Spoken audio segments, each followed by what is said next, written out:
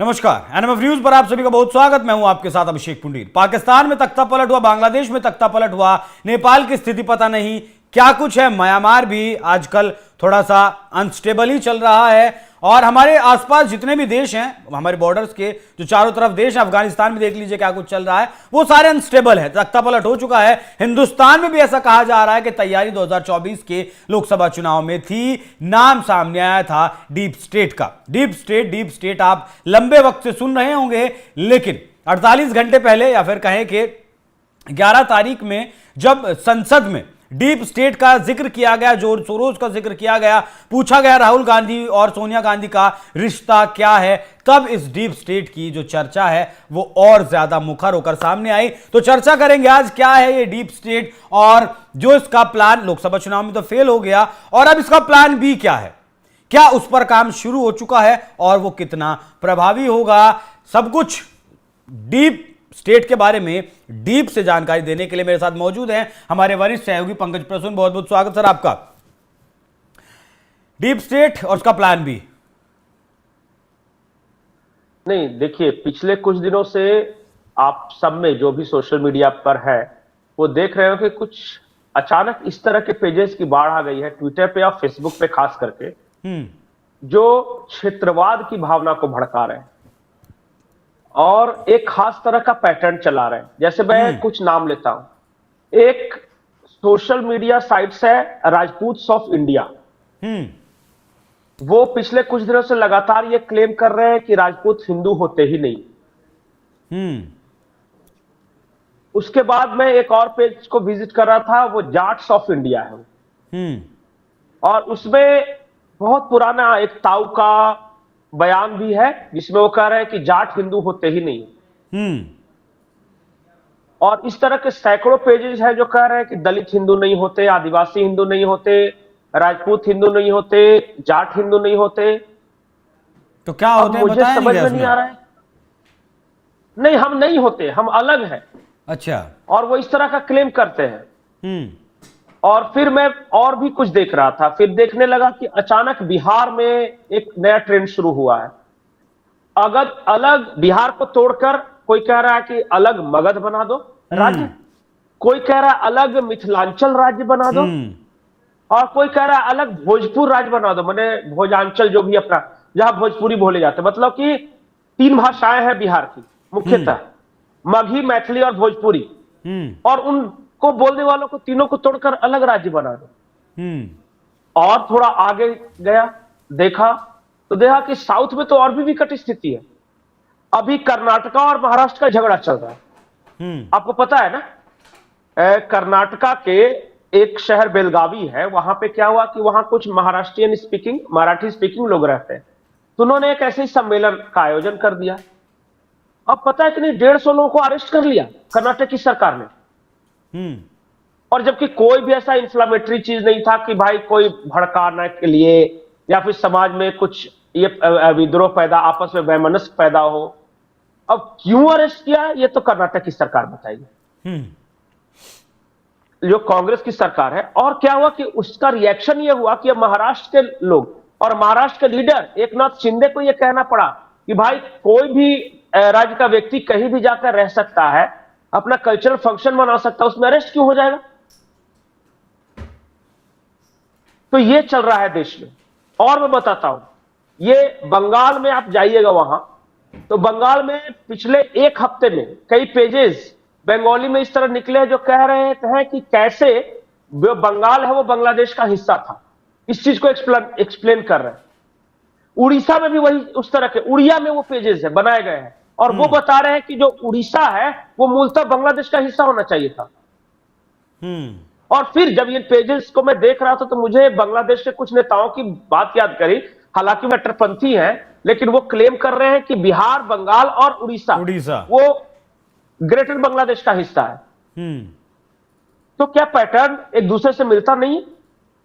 फिर मुझे याद आता है सुप्रीम कोर्ट का वो कहना जो 2005 में कहा था सुप्रीम कोर्ट में, आज नहीं, 19 साल पहले, 18-19 साल पहले सुप्रीम कोर्ट ने कहा था कि अगर इसी तरह बांग्लादेशी घुसपैठ जारी रहा तो एक दिन ग्रेटर बांग्लादेश की मांग उठेगी, भारत के उन हिस्सों को काटकर।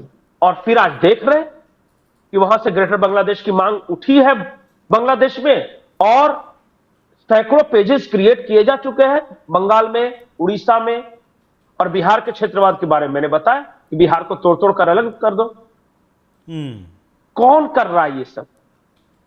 अच्छा, मैं सोशल मीडिया पे थोड़ा सा ज्यादा एक्टिव रहता हूं, तो मैंने देखना शुरू किया कि कौन है क्रिएटर।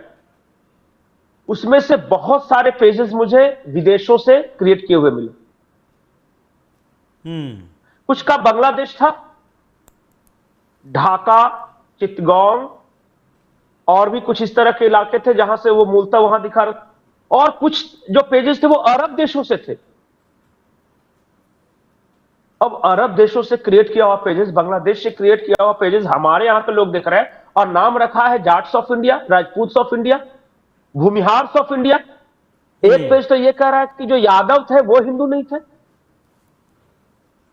कौन है क्रिएट करने वाला और क्यों क्रिएट किया जा रहा है, मकसद क्या है? और एक पेज नहीं है, सैकड़ों हजारों की संख्या में है। आपको समझ में नहीं आएगा कि आपकी जाति को लेकर आपके मन में कैसे विचार भरा जा रहा है, और आप उसमें बह जाएंगे। इस तरह की बात है। और आपको तो पता ही होगा, जब ये जो किसान आंदोलन चल रहा था तो ट्विटर पे कितने इस तरह के हैंडल्स बने थे जी, और सारे के सारे विदेश से बने थे। बिल्कुल।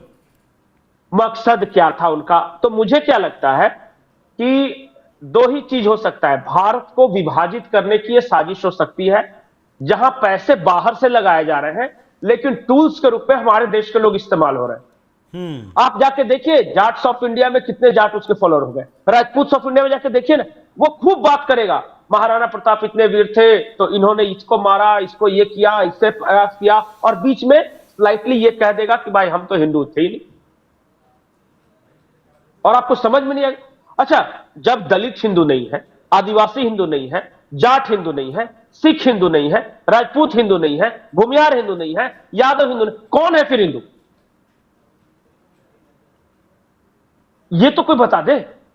लेकिन नहीं, अब उसको जो पढ़ेगा, पहले तो पृथ्वीराज चौहान की गौरव गाथा पढ़ेगा राजपूत ऑफ इंडिया में, फिर महाराणा प्रताप के बारे पढ़ेगा, और फिर ये पढ़ना शुरू कर देगा कि राजपूत हिंदू नहीं है। अब बताइए नौजवान, उसका दिमाग में असर होगा कि नहीं होगा?